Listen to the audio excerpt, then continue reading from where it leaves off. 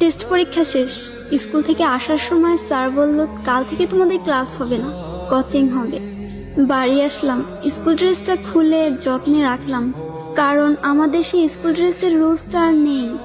এখন যে যার মতো স্কুল ড্রেস পরলেও চলবে, না পরলেও চলবে। ড্রেসটাকে যত্ন করে রাখলাম, কারণ এই ড্রেসটার সাথে আমার জীবনের বেস্ট সময়গুলো জড়িয়ে। The end of SSC batch. স্কুলে যাওয়ার জন্য কত বাহানা, কত অজুহাত খুঁজতাম।